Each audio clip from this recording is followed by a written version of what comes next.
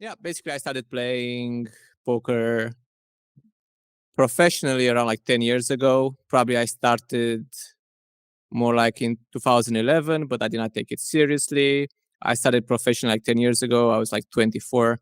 And yeah, I always wanted to be my own boss in Romania. So being from Romania, you don't uh, you don't need that much money. I did not need that much money at that age, so it was pretty fast to just support myself from poker. I know I was rake back, I was making from rake back like 300 euros a month. That was enough for me, like to live 1 month, 400 euros. And then yeah, I just kept working on my game. I went to NL 100 pretty fast after taking it seriously, and then it was a bit tougher. I think I was stuck at NL 100 for maybe like probably like 2 or 3 years. I did have like, so I did not have a rapid like, oh, like crushing everyone from the start. Like, yeah, I moved up to NL 100 fast, but after that I reached a plateau. I was stuck for like probably again like 2 3 years. It was very hard having the same bankroll for many years, like feeling I'm in the same spot. It was very frustrating. I never did get coaching up to that point. And yeah, after like probably like 3 years, I thought, hey, probably time to maybe get some coaching finally. So that's how I met Bluff the Spot. Um, they are a CFP. They were, I think they still are, a CFP program. And basically, the thing that made that did it for me is I wanted to get coaching, but I did not want to get coaching from someone playing NL 200 or even NL 400 because I thought, hey, I want someone who has a bigger gap. There is a bigger gap for me to catch up on, so they can teach me more things. Because if they play NL 200 or 400, they're not that far off from my level. So they had MMA SherDog who was battling at NL 5K. Very often, I knew, okay, this guy plays high stakes. I trust him. And I can see myself getting coached by him long term. So yeah, that's how I met Bluff the Spot. That's how I got into my first coaching program. And shortly after, I was making YouTube videos even then. So this was like 8 9 years ago. I was even then making YouTube videos just as a passion. And I think because they saw my videos, him and another head coach, Ron like Panda, they asked me to move in with them in Malta, which and I think this was a big thing, a first big stepping stone in my career, because I remember I was still playing an L 100. I had like 8 9K bankroll, and it was a big risk for me moving there because the rent was 820 euros a month. So I was spending like 1.5K, 2K euros per month just to live there. And I was in the CFP, so I have to give half of my winnings away. And I was only playing NL 100. So that was a big risk by me. It was very tough for a while, but but it worked out. I knew like this is my chance, and I just left all my life behind in Romania and moved to Malta. And then I just kept working on my game, kept improving. I had a big boost in my career was obviously getting mentored by MMA SherDog, who I'm still close friends with till this day, and we still work on our game. Even since then, we're still working out on our game together. But that was a big thing, and BioSolver for me. In that period, also BioSolver came out, and it was these two things combined. I found my love for solvers, and then also getting some guidance from someone playing high stakes. Yeah, that's when things clicked. Started going up stakes. I jumped to high stakes. I was getting staked there because I was too good for my bankroll. I had my bankroll was low, but I was I was very skilled. So I was playing high stakes for a while. Went to Vegas, and yeah, I was there for like 4 or 5 years. Now I'm back in Romania since some time, but traveling a bit, quite often.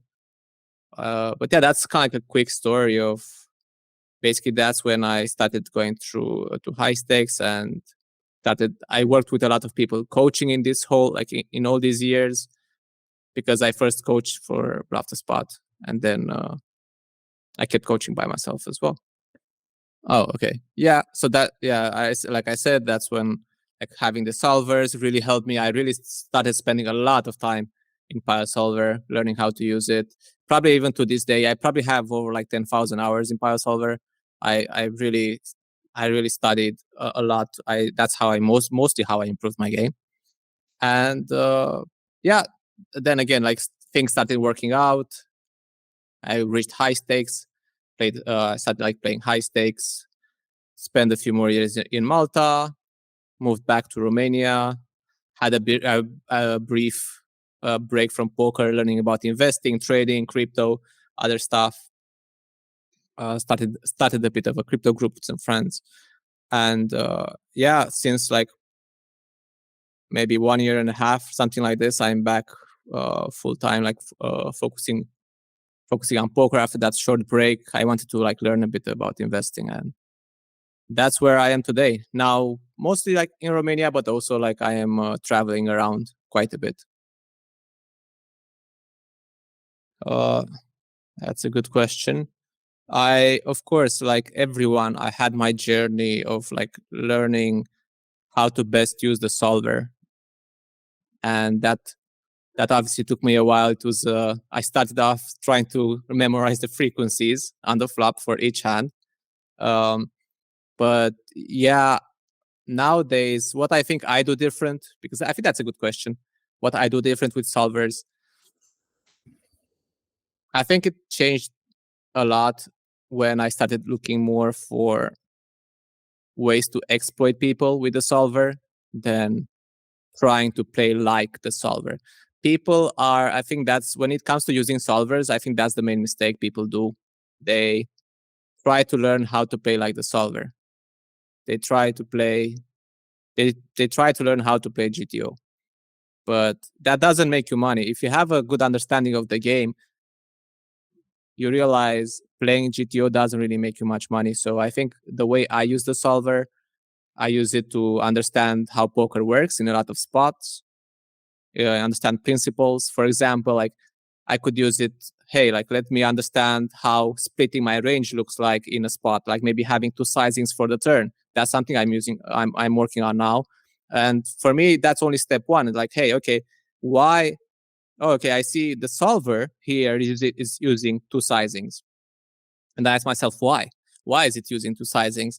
And how can I was the hand selection and try to study the spot. But then also the next step is, okay, what mistakes are people going to do against this strategy?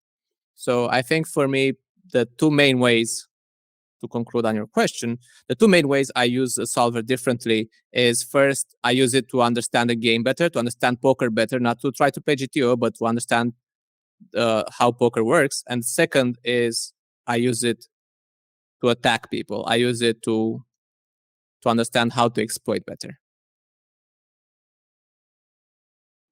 Yeah, that's a good question. I probably, yes, that is it. Like trying to play too much like the solver, trying to play GTO, focusing too much on my, when I'm in a hand, focusing too much on my own range, on my own game. How do I play as much as possible on the solver?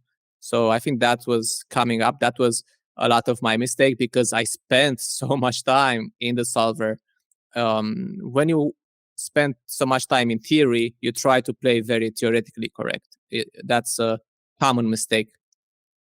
And I think that's, yeah, I wasted too much time trying to play too close to GTO. Yeah. Interesting. It's easy to say it, but it goes very deep. It has many layers. Not playing GTO, it is a learning path. It's not like, hey, I'm just gonna stop playing GTO, because GTO is also very important. But yes, that's the core principle, but it can go very, it has many layers to it. I will give you a quick and easy answer. Focus on attacking, not on defending. The solver playing GTO teaches you how to play defensive. GTO is a defensive strategy. It doesn't allow you to be exploited. And instead of focusing on how not to be exploited, start focusing on how to exploit at the tables, in the games and in your study time. But especially in your games, instead of focusing too much on your own range, think about what is his range? What is he doing wrong? What are mistakes that I think my opponent is doing? And having this attacking mindset, like, how can I attack his weaknesses, instead of like, hey, I don't want to be exploited, like that whole paranoia of like, oh no, I'm gonna get exploited. You're not gonna get anywhere if you try to always stop people from exploiting you. You make the most money by exploiting others, not by being unexploitable. Yeah, nowadays I don't really do much. Maybe sometimes I do like I have some kind of warm up. Maybe I look over a few hands, or maybe like I have a coaching session, and it really gets me in the mood to play. But normally, not really. I just try to start my session slow, and I believe if you are playing constantly, like almost every day, I don't think you need much of a warm up session, because your mind is like from the other day, it's already like used to thinking in poker mode. So I feel like I don't need much of a warm up or much of like mindset visualizing. I don't really do that. Um, yeah, I just try to like sit down and play if I want to play. Yeah. Yeah, I worked with a lot of people. I worked with like easily over 100 people, maybe towards like 200 people in total. Yeah, with the Bluff the Spot, also coaching one-on-one myself. And for me now, it's very easy to see their patterns. If I look at a session, normally how I do it is like I look at recording a session from them, and I see just one small mistake. I already know their game. I already know like, oh, okay, this means like they're doing this wrong. So it's not like common mistakes, but it's more player profiles, who are usually they have one profile has some set of mistakes, one profile has some set of mistakes. And the most common one I see, people are a bit too passive, they're not putting enough pressure on, they're not stabbing frequently enough. Again, they're trying to play, hey, let's not bother the other people, let's not constantly put pressure on, let's not take all the small pots. So I think one big thing I'm seeing in common is people being too passive. And I tell them, when I look at their stats, for example, I tell them, hey, okay, this frequency looks kind of okay towards GTO, but you should not do this. You should be attacking more, because people are also overfolding, like you are also overfolding in this spot and this spot and this spot. So I would say one big area is they are too passive across the board. Very rarely I have a student that is like, oh, on the aggressive side. Usually the aggressive guys move up, move up faster. And I have some of them for sure, and I have some guys who are very spewy.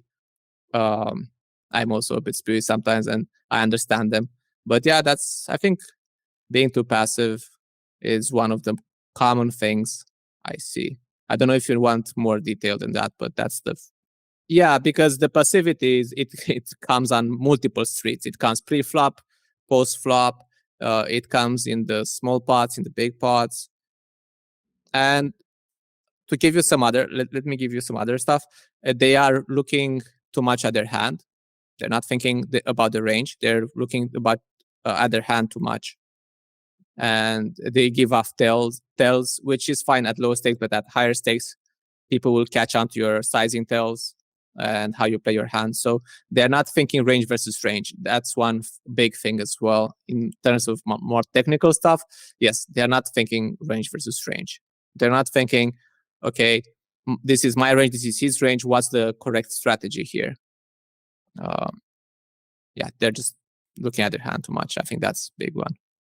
I see something in this, I see this in this new generation of people coming up, this solver generation. They don't know why they are doing stuff in game.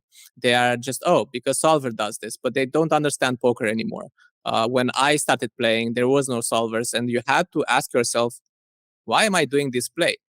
And I think people nowadays, especially at lower stakes, They don't understand why they are playing, how they are playing. And I see this, like, again, they are just, oh, this is what solver tells me to do, but people are not learning anymore how to play poker, how to think poker.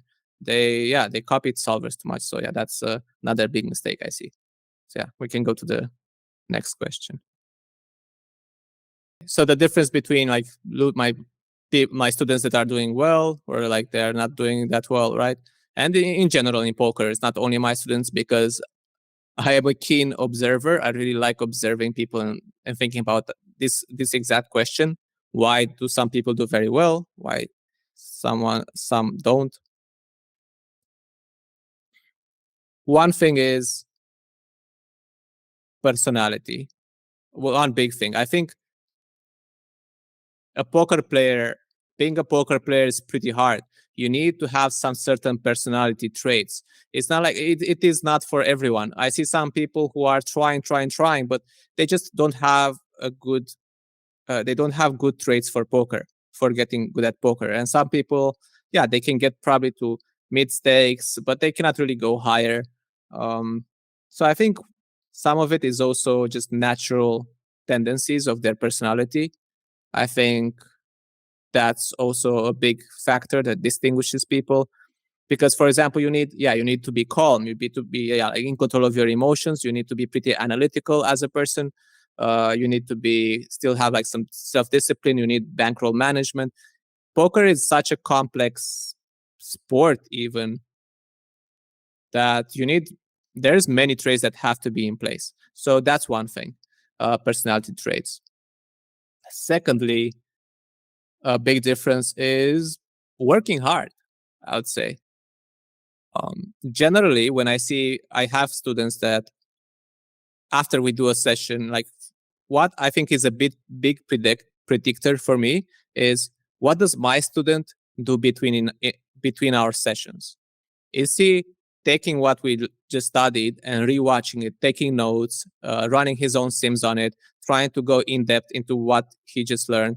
Because I'm not going to spend time with you in our session going through every detail and aspect, because that's your work. That's what you should be doing. I teach you how the spot works. I teach you the big picture, and it's up to you to dive down into the like really small details.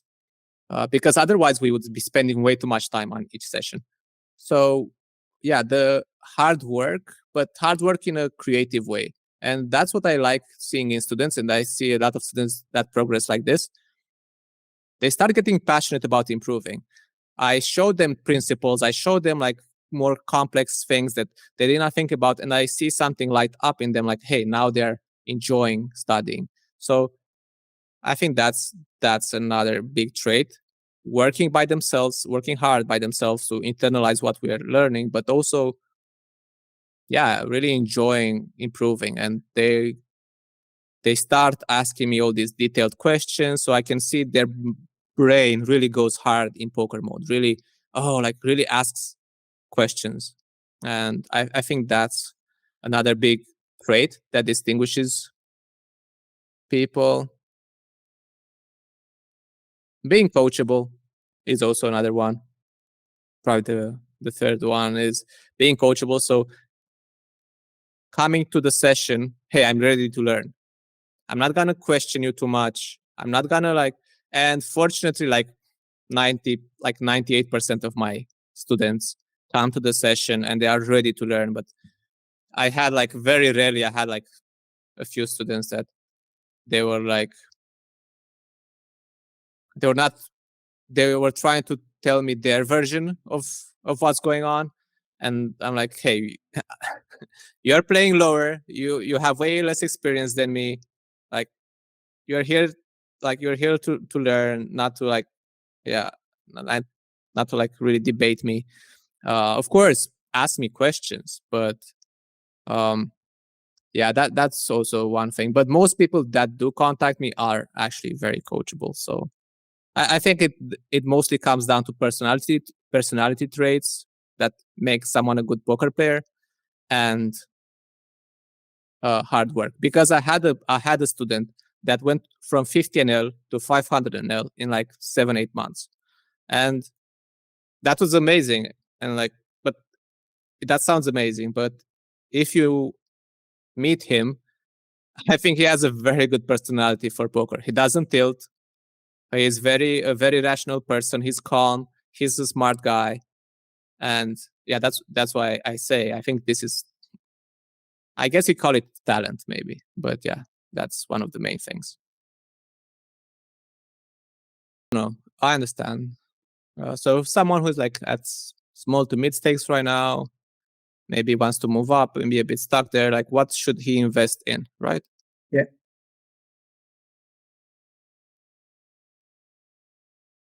I think at that point, what I would say is having a personalized approach. So someone looking into your game, I would say coaching, especially if they are stuck. I would say they should invest in coaching, because I think the courses, master classes, this kind of stuff that they are impersonal, they are good. Don't get me wrong, and like they definitely help. But usually these are the type of stuff that will bring you to 200 NL or like mid stakes. But in order to go from mid stakes to high stakes, you need something else. Like that's something I say is what brought you to low stakes, mid stakes. It will not bring you to high stakes. Usually, you need to change your approach a bit.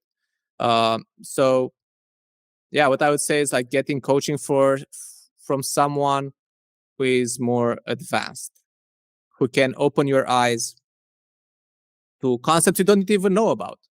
Like you're seeing stuff. We're looking, like if me and you sit down, like, or like a student, we sit down now and look at the sim. We see the same sim, but I see the sim very differently than you.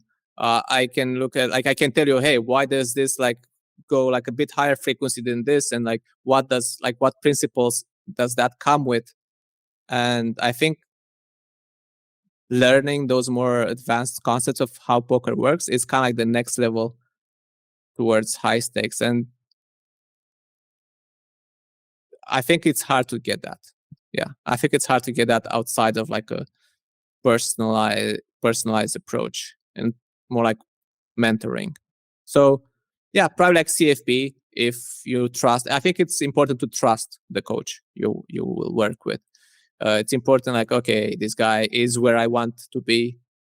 This guy know his stuff, because there's also a lot of coaches who maybe like are not that good.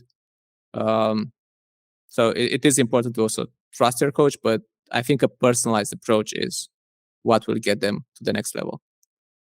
Yes, yes, because for example, you pay a lot on these solvers, right? And you pay a lot on these like solver sites and solutions, but you can also, like, solutions are not rare. You can always find and see solutions. That's not the hard part. The hard part is interpreting the solutions. What do they show you about the game? And you can do it the slow way. Like, I think I mostly did it the slow way, which means spend tons and tons of hours in front of sims, keep changing small things around the sim to see what principle change, what changes, change a bit the SPR, change a bit the range, change a bit the sizing, change in position, out of position. So you can do it also like that, like in a slow way. Or I mean, I think that's what I did. I learned a lot of these principles by myself, just like spending thousands of hours literally in BioSolver. But I think it's probably smarter and faster to learn them from someone who already knows, because again, you're mostly paying, when you're already kind of good, you're paying for a new level of thinking. You're not paying for like more knowledge. You're for like going wide. You're paying for going deep.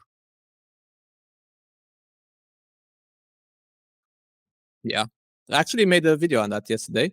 Yeah. With RTA. People are scared about RTA, but yeah, so you're talking about these new solvers that are very fast now, right? We have Ruse, who's now integrated with GTO Wizard. Yeah, Deep Solver. It's the same. It's just I don't see much difference. It's the same as BioSolver, but it's faster. One thing I like with I saw like with Ruse is having the dynamic having like it finding the optimal sizing for you. I think that's a cool feature that you normally have to play around a bit more in BioSolver to find, but that can also be misleading. So I don't think they changed too many things. It's just more comfortable because now you have faster solutions. But it's still you're still not going to learn much if you don't understand what's going on. You still have to figure out why things are happening, not what is happening.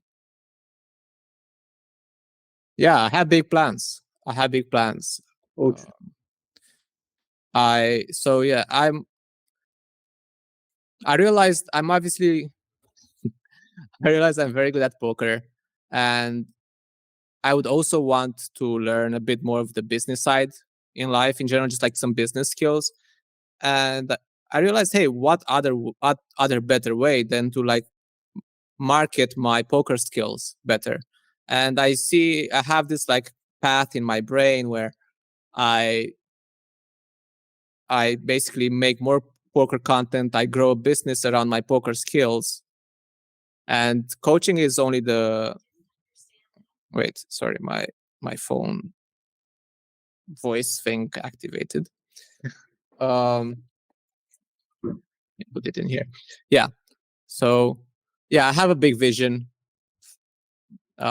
First is like opening coaching to the public. Then probably maybe I will start doing some mini like courses or something like this. Basically more like maybe like digital products.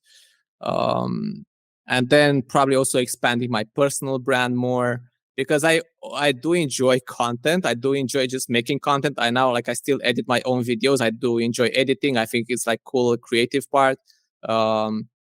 So I do enjoy the content part of things and the business kind of part of things. I enjoy learning about business, and why not combine it with my poker knowledge to learn. But yeah, long term, I want to grow this area of my life as well. So right now, yeah, that's how I do it. It's like heavily focused on poker, but also building like kind of like more of the business side around poker.